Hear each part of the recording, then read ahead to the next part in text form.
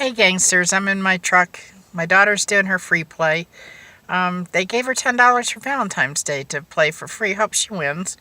We could all use a little bit of cash. Anyway, my evening yesterday was so scary after about 10 o'clock at night. My little grandbaby had a seizure. She had a fever that spiked up to 102 that gave her a fever. We didn't even realize that she had a fever. I kept telling her mama that, well, she feels a little bit warm, but she wouldn't let us take her temperature because we take it under her arm and didn't want to stick anything up her butt.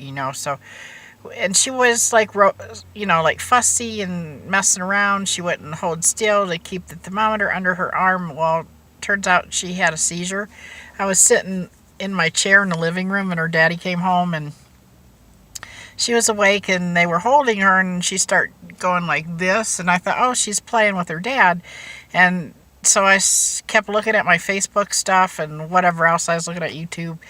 And all of a sudden they're going, oh my God, no, something. So I start thinking, oh, well, she's doing something cute. And Christina, the baby's mom, is running for her phone. And here it wasn't nothing cute. She was starting to go into a seizure. And my big son lost it. He started crying. And Christina got shrill. She's running around, And I said, okay, give me the baby. So I held her while she was having her seizure. And I realized she was warm. So I told Christina to get a wet cloth. So I start wiping her down, like her little back and her arms and her little face to try to cool her off. And she started coming out of the seizure and she was like really dopey and they called 911 and 911 came and checked her out and she had her oxygen level was a little bit low, not too bad. And so we decided to have them take her to the emergency room, which is a good choice. And, because we didn't want to take her in the car because, oh my God, she's just a little 14-month-old premature baby. And so we're not going to, trust ourselves to take her in the car. So she went to the ambulance. Her and her mama went there, and they were there about 2.5 hours. Turns out she has a virus. They drew blood from her heel because they wanted to check and see if it was like a sugar-related type of thing. And they also took pee from her to see if she had a bacterial infection. They looked in her ears and in her nose and down her throat, and they suctioned some mucus from her nose to check that. And they couldn't find anything wrong with her except for the fact that they think that she has a virus because the flu is going around really bad here. And her dad said that he had like a little bit of a bug going on with him, so she may have caught that. So, long story short, she seems to be okay. Her fever is down as far as I know, because I'm in the car sitting waiting for my daughter to get done doing her free play, and then I'm going to go home, and I'm going to, take care of her the rest of the day, give baby's mom a break, let her take a little nap so that, she can be fresh to watch the baby. And, yeah, so that was what happened yesterday. So scary. Oh my God. So scary. And I'm still really worried about her, but I have faith that, God's not going to let nothing happen to her. And, this is probably just an isolated incident, but I have to watch her a little bit more.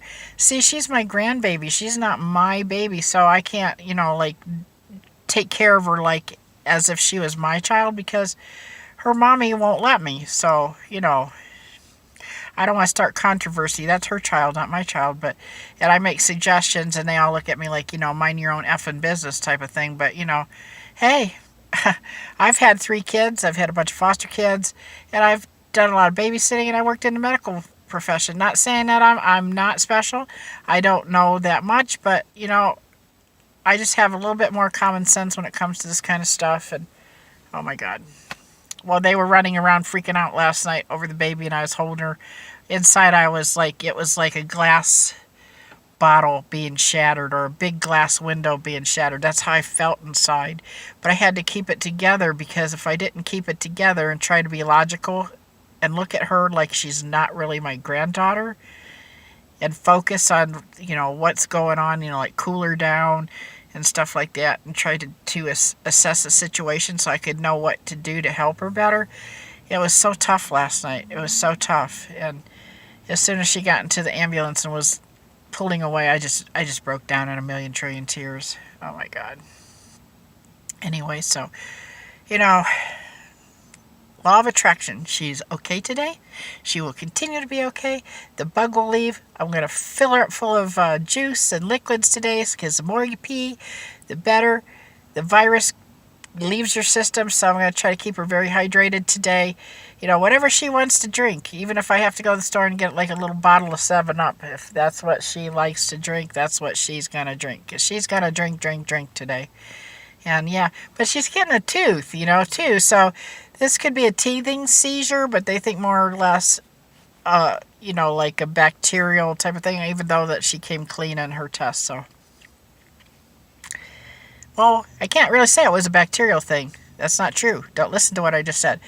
It's a virus because she came clean. So, and you can't treat viruses with antibiotics. You just don't do that. Viruses run their course, you know, between 7 and 14 days, and sometimes they can be residual. You can get rid of a virus and feel really good, and then it's back at you for a few days. So, you know, we just have to watch her, keep her hydrated, you know, keep her comfortable, keep giving her the Motrin and the baby Tylenol, alternating it. And she has a doctor appointment, I think it's Friday. It was a pre-planned doctor appointment. This don't have anything to do with her being sick, but it's a good thing that, you know, she has this appointment Friday. So, you know, this appointment's coming right on time. So, okay. Anyway, happy Valentine's Day. I will be back later for another video or something, because, you know, I just can't leave you guys alone. I can't. Look, I'm wearing red today. I'll have to show you my shirt later. So, okay. Happy Valentine's Day. Later, gangsters.